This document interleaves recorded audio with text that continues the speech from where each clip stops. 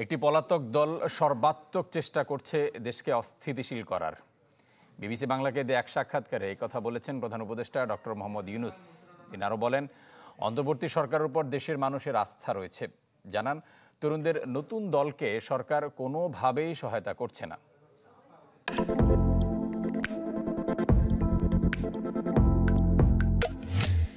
ভাবনা ছিল না যে আমি হঠাৎ করে।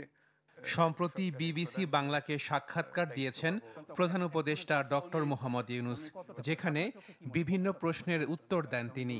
যে ধ্বংসাবশেষ থেকে এসেছিলাম, এখন একটা নতুন চেহারা আসছে, ভেসে উঠছে যে আমরা অর্থনীতি সহজ করেছি, দেশ বিদেশের আস্থা অর্জন করেছি, এটা তো পরিষ্কার।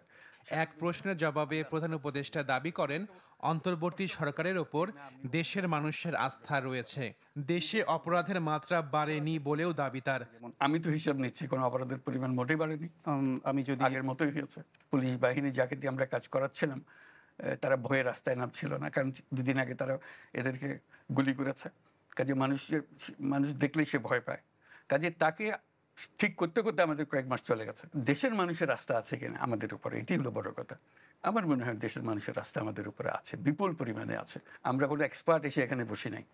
আমরা এসেছি, যার যার জগৎ থেকে এসেছি, নিজের মতো করে চেষ্টা করছি কিভাবে করতে পারি। তার মধ্যে ভুলভ্রান্তি হতে পারে, কিছু ভালো করেছে, কিছু ভালো করতে পারিনি, এটা হতে পারে, এটা আমি অস্বীকার করছি না।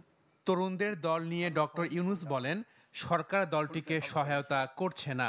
জানান, সেনাবাহিনী অন্তর্বর্তী সরকারকে সহযোগিতা করছে এবং রাজনৈতিক দলগুলোর মধ্যে ঐক্য আছে। সবাই চাচ্ছে যে সুন্দরভাবে দেশ চলুক, তাদের মধ্যে ঐক্য আছে, সবার মধ্যে ঐক্য আছে। রাজনৈতিক বক্তব্যের মধ্যে অনেক তফাৎ আছে, কিন্তু তার মানে এই নয় তার ঐক্যের মধ্যে ফাটল ধরেছে, এরকম কোনো ঘটনা ঘটেনি। পলাতক একটি দল দেশে অস্থিতিশীল পরিস্থিতি তৈরি করতে চায় বলেও জানিয়েছেন প্রধান উপদেষ্টা। একটা পলাতক দল দেশ ছেড়ে চলে গেছে, তাদের নেতৃত্ব চলে গেছে, তারা সর্বাত্মক চেষ্টা করছে এটাকে আনসেটল করার জন্য।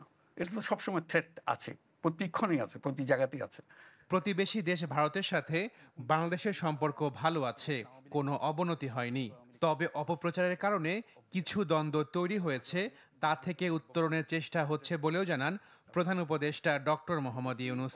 এই অপপ্রচারের ফলে আমাদের সঙ্গে একটা ভুল বোঝাবুঝি হয়ে গেছে, সেই ভুল বোঝাবুঝির থেকে আমরা উত্তরণ করার চেষ্টা করছি। কিন্তু আশিকুন প্রিন্স, চ্যানেল 24, ঢাকা।